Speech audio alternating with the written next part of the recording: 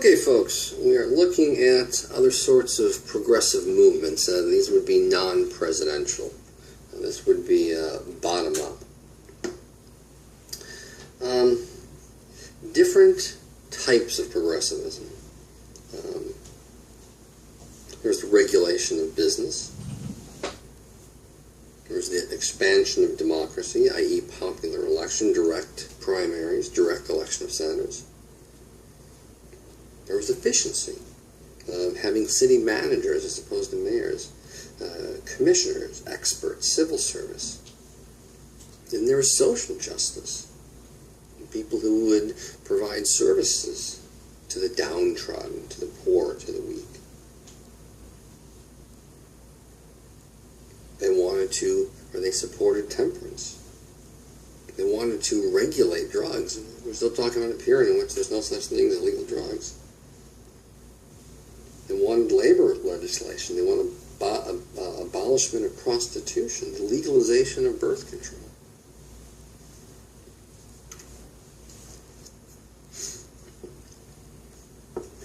And so, some of these social progressives will be focused on women's reform and children's reform. Certainly things like temperance would help out the family because dad wouldn't be spending the family income getting drunk. And labor reform. People should be at home, especially children, playing and doing children's stuff, not working in factories 8 to 12 hours a day.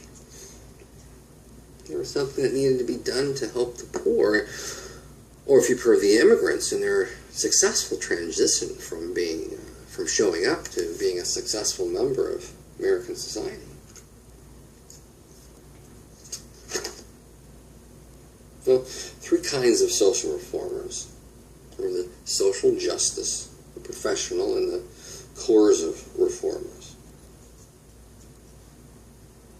All sorts of social justice reformers. Public playground movement, city beautiful movement, city planning movement, and a lot of times they're going to be ran by women. So the better question is why? Well, being a reformer was an opportunity for these women to step out of the domestic sphere.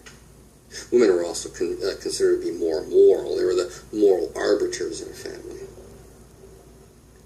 And so social justice work was viewed as being good, being okay, especially when they used domestic phraseology, such as when they called themselves municipal housekeeping. That was Jane Addams' phrase. And if women were the keeper of the healthy home, then they had every right to extend that to clean up cities. Women's involvement in the home made a more moral, cleaner, nicer, better home. Thus, women's activities in the city would result in a cleaner, safer, better city. And women traditionally saw the need to make permanent changes through regulation. They wanted the government to pass standards on milk production, on meat production, alcohol, everything that you would consume, makeup. So women took a prominent role in welfare, housing, and diseases. One of the examples is temperance, established by Frances Willard, the WCTU, the Woman Christian Temperance Movement.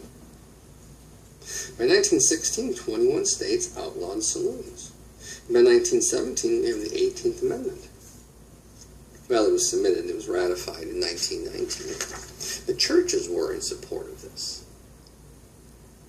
This curbing or eventually ending the consumption of alcohol. WCTU was also involved in children's labor laws, so they connected the drunk parents with children having to work in factories. And by the way, the 18th Amendment never made it a crime to drink alcohol. It was against the law to make it, to transport it, and to sell it. Never, ever, ever to drink it.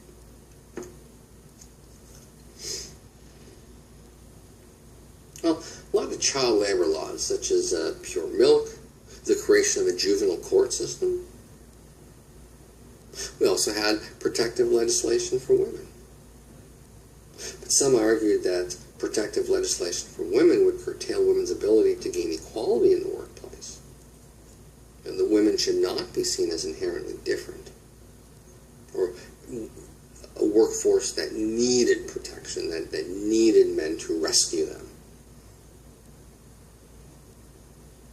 Well, a woman named Kelly, who eventually worked for years at Hull House, she was a reformer who investigated the sweatshops. Places that would primarily hire kids. Little tiny hands could move machines a lot faster.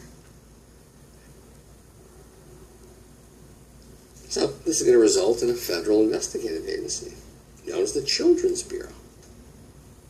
The Children's Bureau was established in 1912 to look at the problems and solve them of children.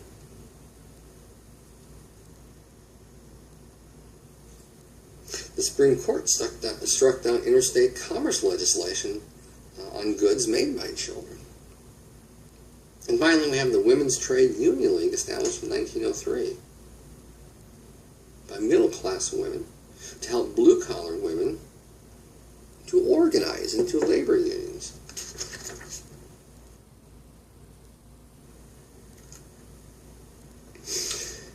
In 1886, graduate students in Smith College needed to come up with a final project. Well, they wandered through the New York tenement district where the poorest of the poor lived. And they were wandering down the Henry Street settlement established by a guy named Wall in New York City. By 1910, there were 400 settlement houses in the U.S. So, a settlement house was a location that is supposed to assist people in a temporary manner. Meaning, you are an immigrant, what do you do, where do you go, I don't know, come to my settlement house and I will help you to settle. I will teach you a little English, I will help you to find a job, how to read a newspaper, things like that. Well, probably the most famous settlement house in the settlement house movement was called Hull House in Chicago, ran by Jane Addams. A couple of things that they did. One, they established a kindergarten. Kindergarten is a German thing. A kindergarten, a garden of children. Kindergarten, they gave art classes to children, and music lessons, and cultural activities. They had also a German thing, a indoor playground called a gymnasium. And so they had a women's basketball team. Good exercise. They had a coffee house in which women, when they were not working or studying, would go and drink coffee and talk about American values, American culture, American tradition. This photograph here is a photograph of one of the women's basketball teams. And that's their uniform.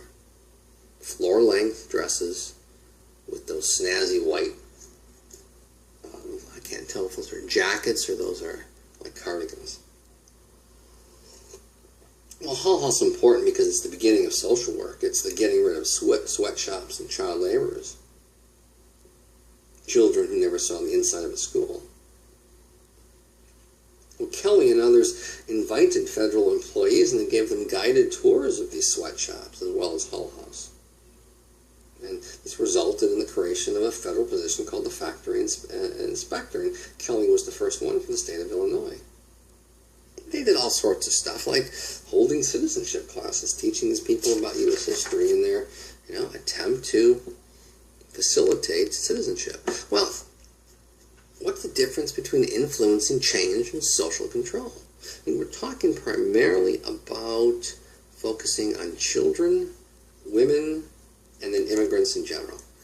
Is this about one group of society, white, middle-class women wanting everyone else to resemble white, middle-class women? Or is it about white, middle-class women using their position in American society to facilitate the success of children immigrants? Well, certainly some reforms were response to the seemingly breakneck speed of advances in technology. In some sense, all progressive activity at some level was about control, controlling business regulation, controlling the railroads, controlling the hiring practices, i.e. civil service reform, to control politicians' use of the spoil systems. Well, movies were emerging as mass entertainment for working class, and some thought movie theaters would sprout unhealthy activities. So the WCTU, Jane Addams and others, called for the censorship of movies and replaced films which corrupted the youth, such as 10 Nights in a Barroom. 10 Nights in a Barroom was based on a book called 10 Nights in a Barroom. What it was is a little girl would go get her dad every night from the bar, and dad spent 10 nights in a barroom, just getting more and more drunk, spending more and more of the family income. Certainly the book and the movie attempted to promote Victorian values or Gilded Age values, sobriety, control. Also reinforced the idea that women were the moral authority, and women were crucial for raising good children. Anyhow, the end of the story is sad. There's a fight. The daughter gets hit in the head with a bottle and dies. Before she dies, her drunk dad promises to, straighten his act out and become sober. Yeah. We have Safeguarding a Nation. Safeguarding a Nation, the tobacco plague attacked alcohol and smoking. We must do something to curb both. Better movie movement more often tried to censor what was coming out of Hollywood than produce their own films. The tobacco plague and Safeguarding the Nation are two examples of this Better Movie Movement's films. We don't really get ratings until the 1960s. G, PG, R, and X. In fact, there's going to be an X-rated movie that's going to win the Academy Award for Best Picture. Clearly, our definition of an X-rated movie in the 60s is different from our definition of an X-rated movie today.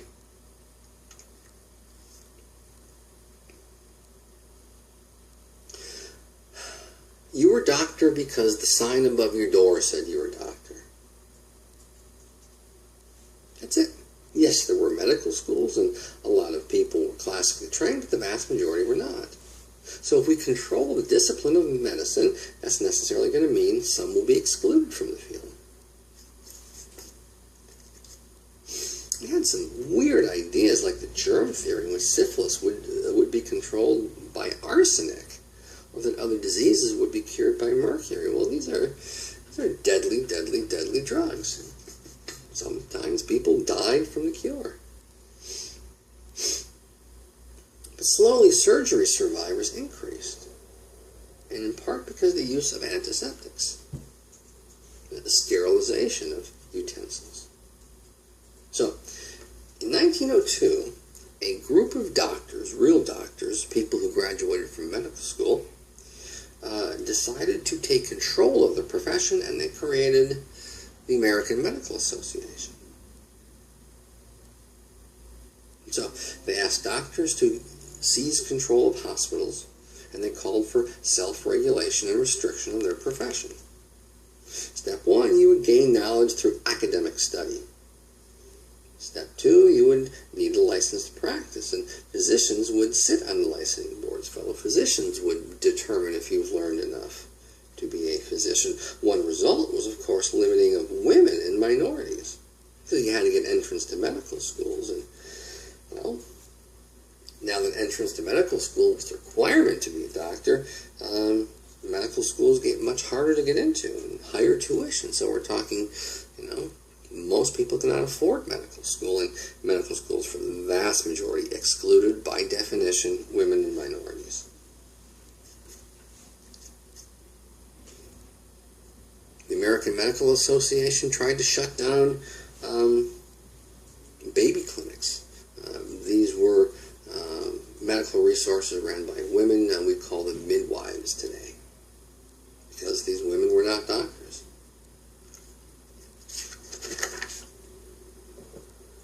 Teddy Roosevelt believed that, that problems were unique to rural life, and so-called experts studied rural life, like how to best market your crops, how to keep the young people on the farm, how to increase or better the quality of school systems in the rural parts, how to keep up with technological advances when new machines were too expensive for farmers. So in 1908, Teddy Roosevelt established a group, gathered information, issued a report in 1809 offering remedies. In a nutshell, well, rule is backwards, and so we need to do something to bring them into the 20th century. Farmers were not adjusting to modern reality. Farmers were clinging to the old idea of individualism, not making groups.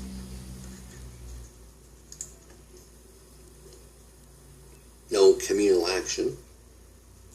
They walked away from the Granges and the farmers' alliances. And as a result, schools, roads, sanitations were all suffering in rural America.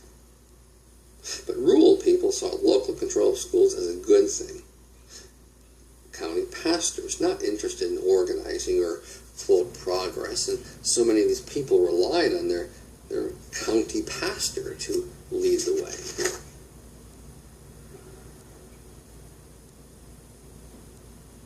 So, a commission decided that the life of the farm woman was hard and dire, without the use of technological advances, not even electricity. So then we have Christine Frederick. Christine Frederick was a new type of female leader called a home economist. She took up the baton and represented herself as a farmer's wife, which she wasn't. She pitched the latest household appliances, new freezers, new ovens. She promoted better diets.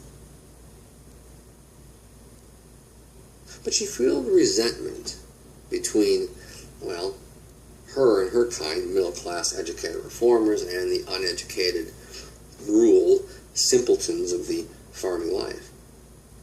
And Christine Frederick did not realize much success.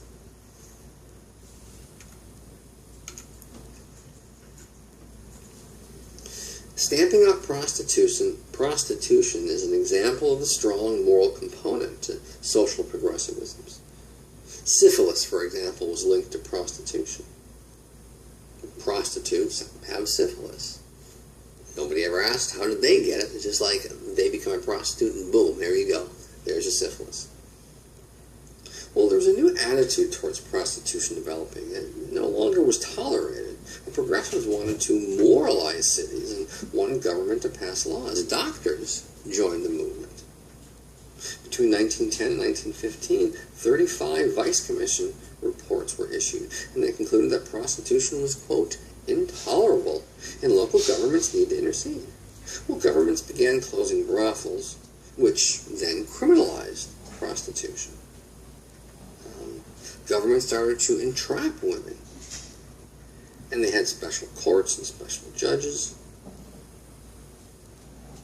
to deal with prostitution, and these judges and courts tend to view these suspected prostitutes as being soiled and criminal. So they would simply send them to jail or to some sort of reform school. But Jane Addams wrote that the issue behind prostitution is money. I mean, if women could make as much money as they could being a secretary, then by God they would. So here is Jane Addams' plan. Figure out what the average woman makes in the business world in any particular city. Figure out what the average prostitute makes, and elevate the salary of your average woman in business to that of a prostitute. That will then end prostitution. Well, what all these roles and social justice activities did was simply to force prostitution underground. The welfare of the prostitute was ignored, and government merely outlawing it once again, forcing it underground. Probably the biggest example of the progressives was getting women the right to vote.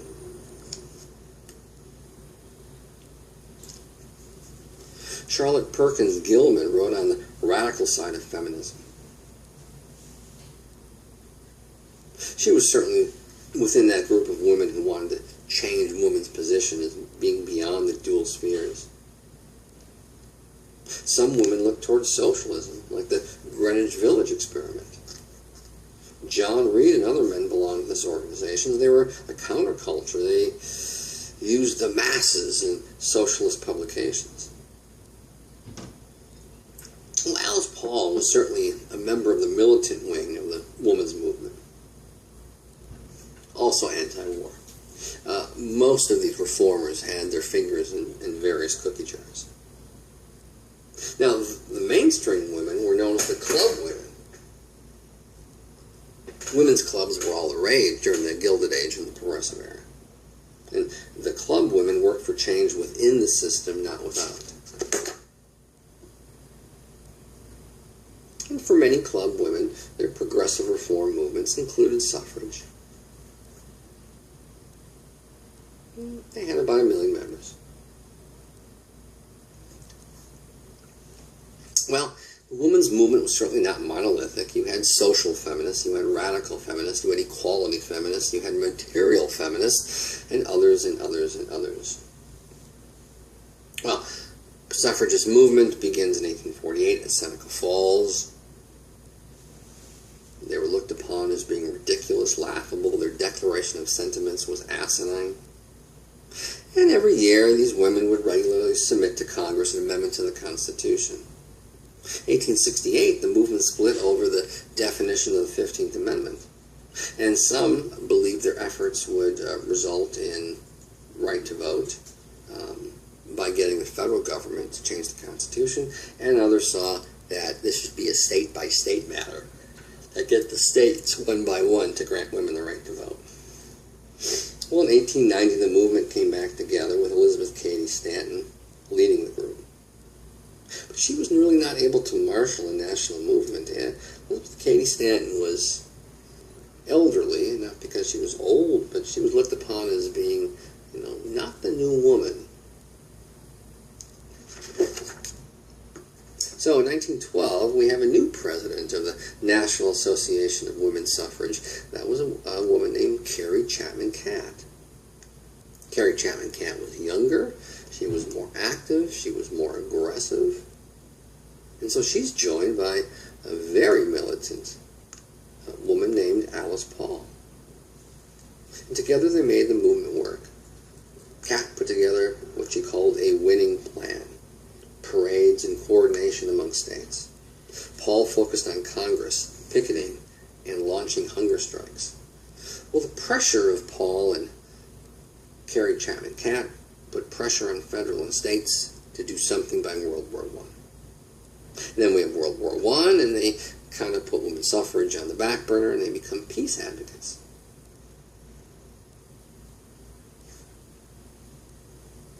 Well, there's two arguments on ideology. We got the equality argument, the natural rights, very, very Jeffersonian. We see that throughout the 19th century. And we have the expedient argument, that there were gender difference, and women needed to give the right to vote to correct the ills of society. Women, once again, were more moral. Well, two of the groups that denounced women the right to vote was the liquor industry and the business industry, fearful that if women did get the right to vote, believing that women are more moral than men, well, women may come together and regulate business and stop the liquor industry. Well, women were granted the right to vote in the territory of Wyoming in 1869, and then just continued to spread west.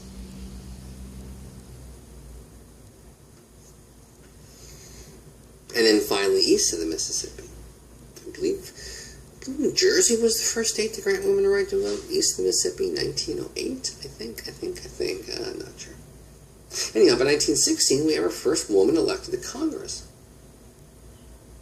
Woodrow Wilson said he would support state-to-state suffrage, but not a constitutional amendment.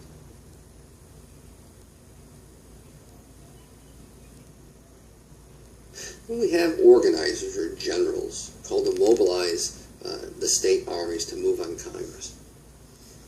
women should be prepared to give their lives for suffrage. Now, the focus, although Wilson said it was state by state, was really on a federal amendment. South was hostile to this plan, and suffrage in particular.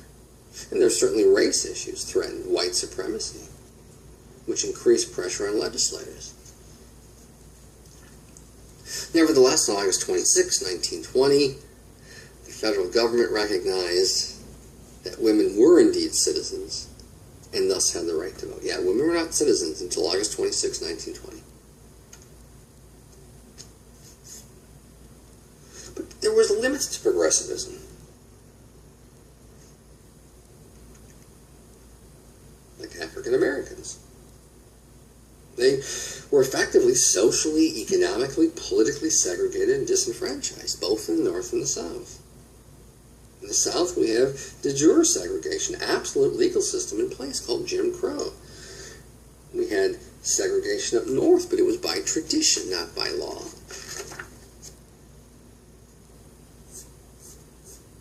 Southern segregation really didn't crystallize until 1880s, 1890s.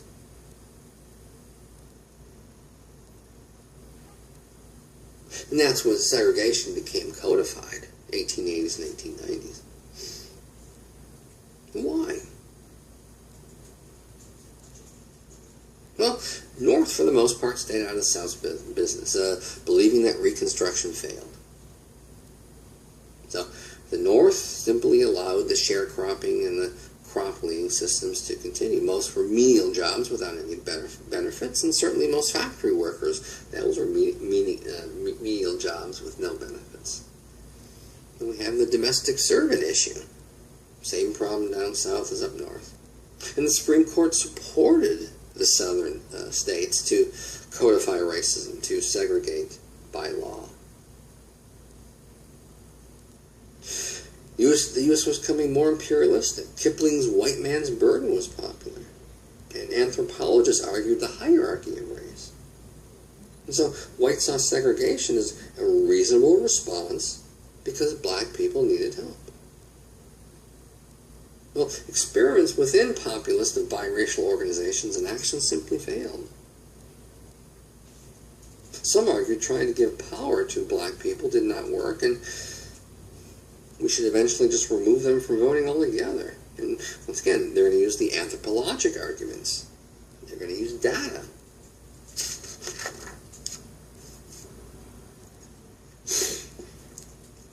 Well, Reconstruction for the most part failed. This 1875 Civil Rights Act were done away. Plessy v. Ferguson gave the ex-Confederacy of the South the right to segregate.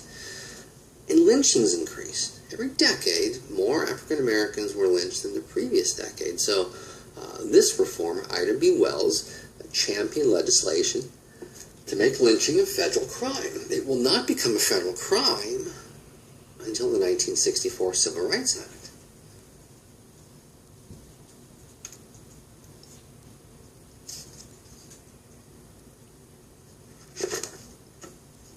Well, Indians lost all hope at Wounded Knee. That was the end. Once again, the end of the Sioux culture, the symbolic end of the Indian Wars. The Dawes Act created individual farmers out of Indians. The Americanization movement detribalized Indians, especially in schools. Now, those who took land under the Dawes Act, after the 25 years working on it, they did gain citizenship.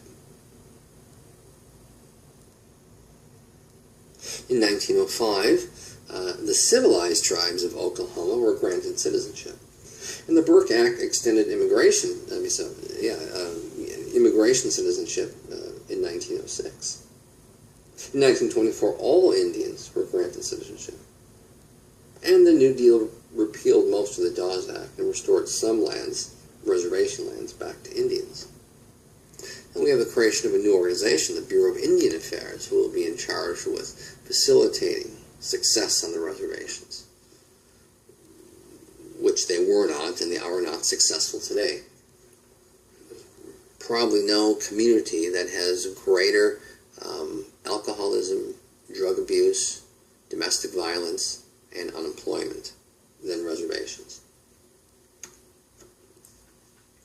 this is an example of where the reformers either were interested in dealing with or just couldn't do anything. The female domestics. About 1/3 of women working in the population were domestic workers, known as the servant girl. Now, domestic labor was cheap, affordable, almost anybody, not just the middle class. But there are so many servant girls being hired that middle class women complained that they couldn't get good help. And, you know, the middle class people who hired the domestic servants tended to take a mistress view, paternalism or paternalism. Well, typical domestic rose at 5 a.m., served breakfast, made bread, cleaned, served lunch, got a half-an-hour lunch break, did some more cleaning, prepped dinner, cleaned up, and was back in bed by 10 o'clock. Progressives said maybe we should do something to help these folks out, and employers said no, there's simply too many of them. Too many. Progressives wanted these servant girls to attend school, to systemize the work, maybe 8-hour work days, to have time off, to have vacations. But employers said no. So, the female domestics did not realize improvement in their lives. Well, there's so much more to the progressive era. Yeah, you can take an entire class on the progressive era. Hell, you can take an entire class on environmental progressivism, from the creation of Yellowstone Park in 1872 to the National Park Service in 1916. Lots of different stuff connected to